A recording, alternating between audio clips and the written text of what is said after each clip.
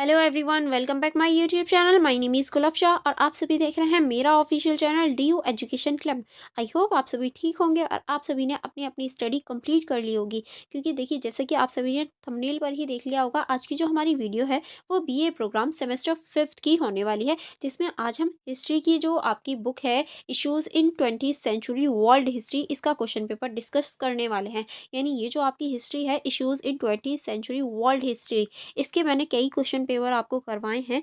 आज एक और क्वेश्चन पेपर आपके लिए होने वाला है जो कि मोस्ट इम्पॉर्टेंट हो जाता है आपके एग्जाम के पॉइंट ऑफ व्यू से, क्योंकि अब अगर आप कितने भी क्वेश्चन पेपर देख लीजिए और देखिए, एक चीज़ बहुत ज़्यादा इंपॉर्टेंट होती है सोल में, कि सोल में हमेशा क्वेश्चन रिपीटेड होते हैं। तो आप जितने भी क्वेश्चन पेपर देखेंगे वो सारे ही आपके लिए हेल्पफुल होंगे, क्योंकि सोल में कहीं ना कहीं से क्वेश्चन रिपीट हो ही जाते हैं, तो वो कहीं ना कहीं आपके लिए बहुत ज़्यादा हेल्पफुल होने वाले हैं। जैसे कि आप देख सकते हैं, ये जो हमारा क्वेश्चन पेपर है ये हमारा 75 मार्क्स का है और आपको 3 घंटे दिए जाएंगे।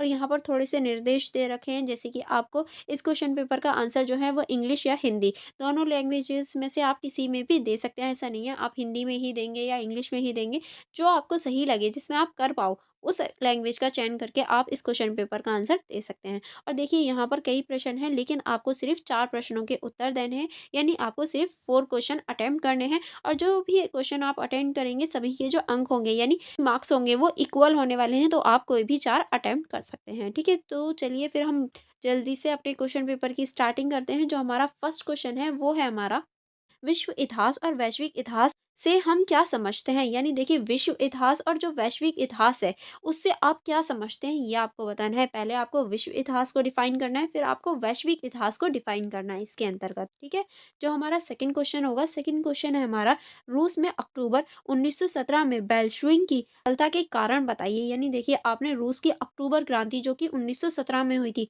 वो पढ़ी ही होगी, इसके अंतर्गत बेल्शविक की सफलता होती है। तो आपको रूस की जो अक्टूबर क्रांति थी उसके बारे में इस क्वेश्चन में बताना है, और किस तरह से जो बेल्शविक था वो सफल रहा इस क्रांति में। ये सारी चीजें आपको इस क्वेश्चन में डिफाइन करनी है, उन सभी कारणों को बताने हैं। और देखिए, जब ये कारण आप बताएंगे इसकी सफलता के, तो आपको अक्टूबर क्रांति के भी थोड़े से यहाँ पर कारण देने हैं। ठीक है, अब हम चलेंगे नेक्स्ट क्वेश्चन की तरफ। नेक्स्ट क्वेश्चन है हमारा क्वेश्चन नंबर 3। क्वेश्चन नंबर 3 हमसे पूछ रहा है, जर्मनी में नाजी सत्ता के उत्कर्ष एवं सुदृढ़ होने की प्रक्रिया का विश्लेषण कीजिए। यानी देखिए, जो जर्मनी था उसमें जो नाजी सत्ता थी यानी हिटलर वाली जो पार्टी थी वो किस तरह से उत्कृष्ट हुई, किस तरह से उसका उदय हुआ और किस तरह से वो सुदृढ़ यानी बढ़ी, इस बारे में आपको इस क्वेश्चन में बताना है।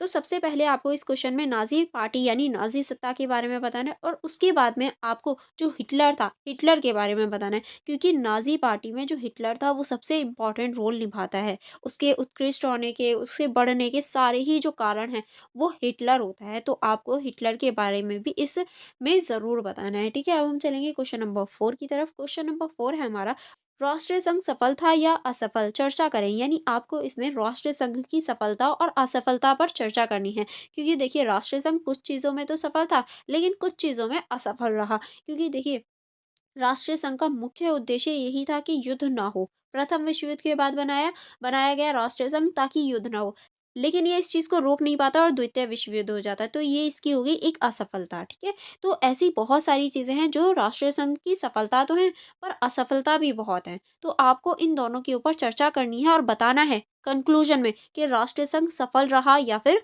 विफल रहा। ठीक है, आई होप आपको ये क्वेश्चन अच्छे से समझ में आ गया होगा। चलिए आगे बढ़ेंगे। आगे अब हमारा क्वेश्चन है क्वेश्चन नंबर 5।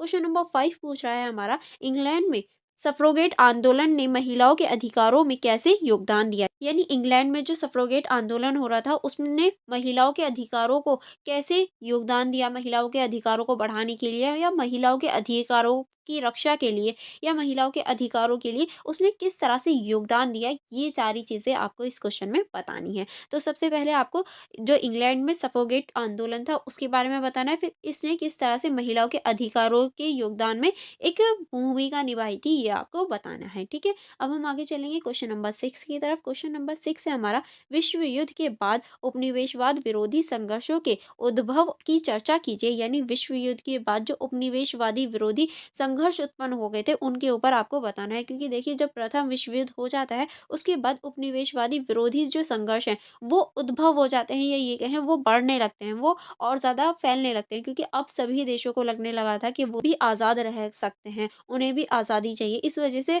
विश्व युद्ध के बाद उपनिवेशी विरोधी आंदोलन होने लगे थे। इस क्वेश्चन में आपको इस बारे में बताना है। एंड यहाँ हमारा क्वेश्चन पेपर डिस्कशन कंप्लीट हो जाता है। आई होप आपको पूरा क्वेश्चन पेपर अच्छे से समझ में आ गया होगा। अगर आपको कोई डाउट हो या कोई प्रॉब्लम हो तो आप मुझसे कमेंट बॉक्स में पूछ सकते हैं, मैं ज़रूर रिप्लाई दूंगी। एंड फॉर मोर कनेक्टिविटी आप मेरी इंस्टाग्राम आईडी को चेकआउट कर सकते हैं, आप मेरे टेलीग्राम ग्रुप को ज्वाइन कर सकते हैं, जहाँ पर आप मुझसे अपनी क्वेरीज भी पूछ सकते हैं और वहाँ पर मैं आपको क्वेश्चन पेपर भी दे दूंगी। अगर आपको पीडीएफ चाहिए तो मैं आपको पीडीएफ भी वहाँ प्रोवाइड करवा दूंगी, तो आप वहाँ पर मेरे से कनेक्टिविटी बना सकते हैं। And for more connectivity and for more videos आप मेरे यूट्यूब चैनल को सब्सक्राइब कर लीजिए एंड बेल आइकन को प्रेस कर लीजिए, ताकि मेरी अपकमिंग जितनी भी वीडियोस हों आपके सेमेस्टर से रिलेटेड आप उन्हें देख पाएँ और अपने एग्जाम में अच्छे नंबर गेन कर पाएँ। एंड देखिए इस वीडियो को लाइक करना एंड अपने फ्रेंड्स के साथ शेयर करना मत भूलिएगा। चलिए फिर मिलेंगे नेक्स्ट वीडियो में। Thank you for watching everyone.